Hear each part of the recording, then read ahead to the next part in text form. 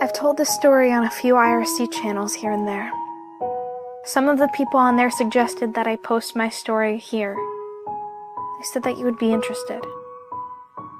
I hope this isn't written too sloppy for you to listen to.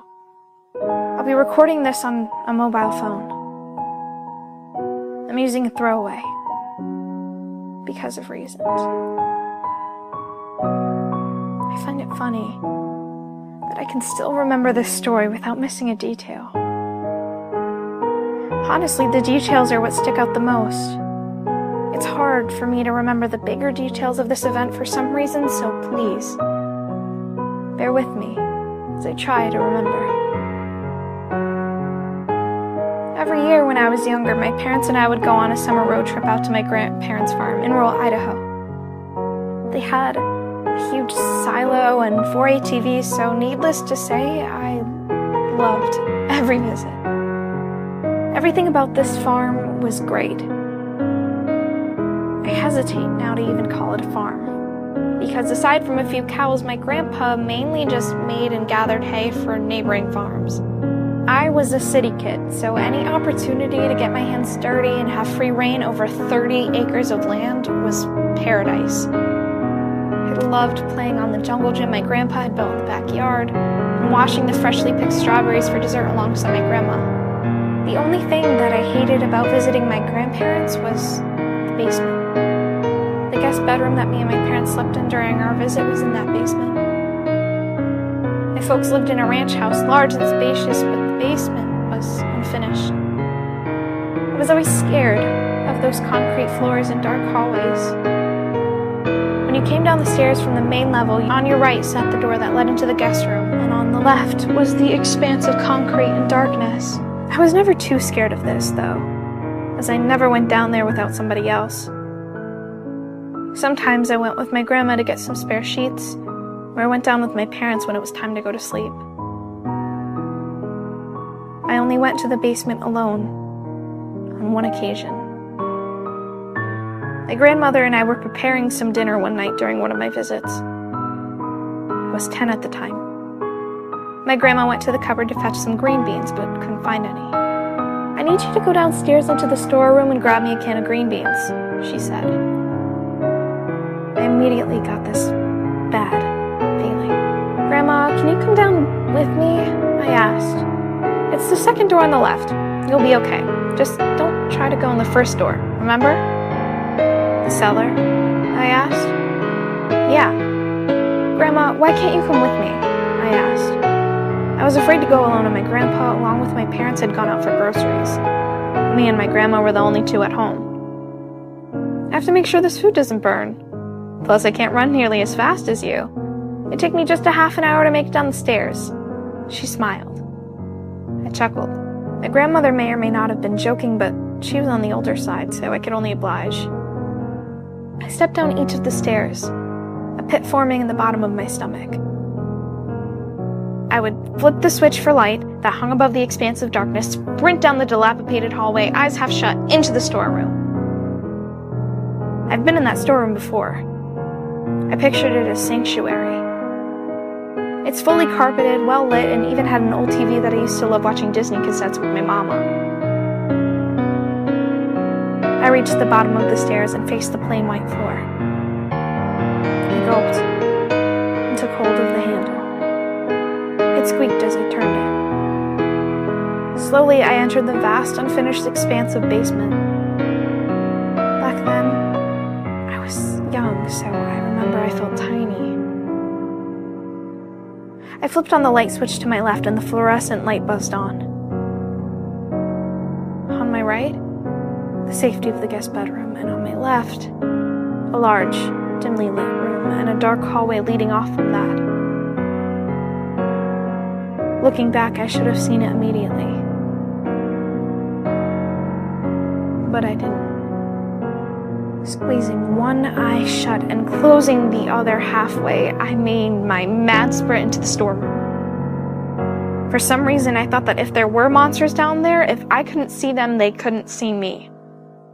I dashed past the first door, the cellar. The cellar door was small, square-shaped, that led into, well, I never actually saw the inside of the cellar. Not only was I too scared, but my grandparents strictly forbade me to enter. Not like I'd try. I continued down the hall and entered the storeroom, slamming the door behind me. I let out a sigh of relief when the light flooded the air around me and I was met with the safety of this room. I never understood why this room was fully furnished, but I didn't care. I searched the shelves, found the can of green beans, and faced the door behind me. I couldn't move. I'd braved the dark and forbidding basement to enter a safe, secure place only to leave and enter the basement again? Maybe if I stayed here long enough, my grandma might come and get me, right? I couldn't face this basement alone again, but I had to. I took a step towards the door and noticed something sticky on the bottom of my foot. I sat down and examined closer. Maybe I'd stepped in soda? No. On the bottom of my bare foot was a colorless, odorless liquid about as vicious as honey. I was shocked. Where had this come from? I noticed that I was working myself up even more, so I tried not to focus on it. I stood up, grabbed the beans, and opened the door. I leapt out of the storeroom into the depths of the house. I began sprinting down the hall again when my foot hit something wet, and I looked down and noticed a dark stream on the concrete floor made of the same liquid that was sticking to the bottom of my foot. I traced the stream with my eyes until I saw that it led to the cellar.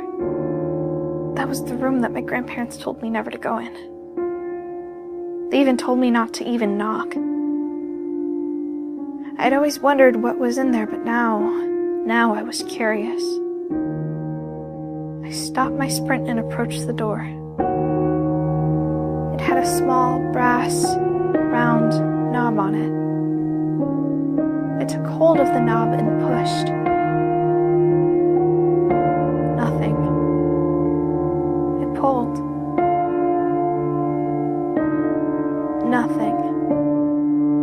Of course it was locked. How stupid of me to ever think otherwise. I began sprinting upstairs again. Because of the liquid, I was now extremely nervous, so I began whistling a song.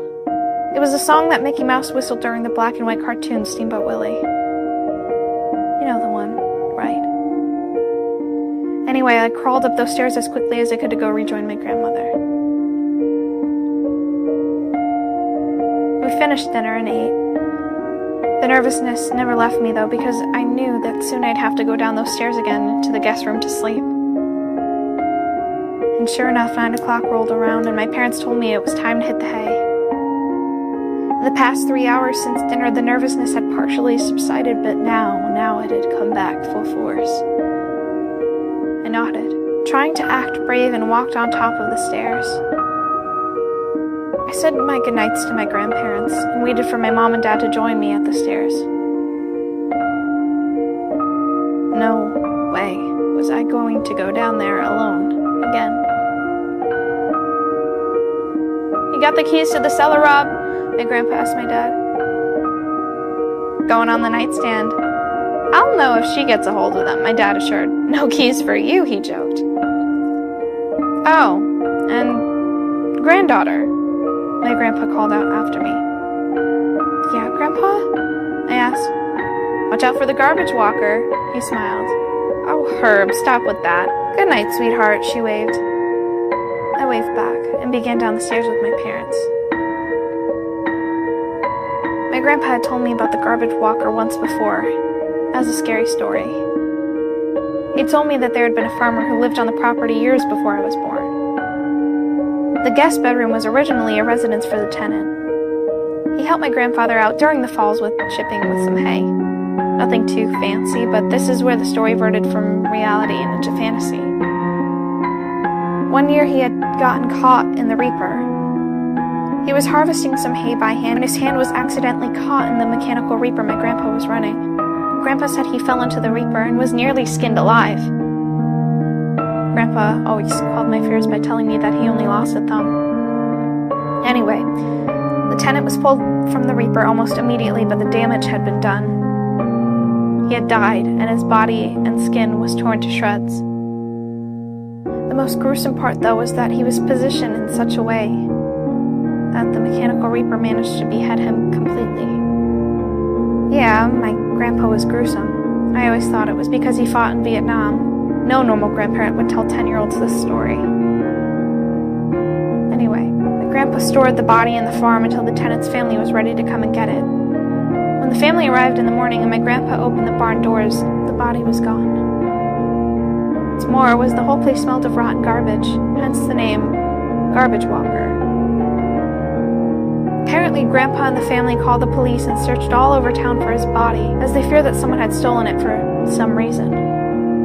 That night, Grandpa said he heard tapping on the side of his house, not knocking or scratching, just gentle tapping, and a slight whistling sound, like somebody was trying to whistle, but didn't know how.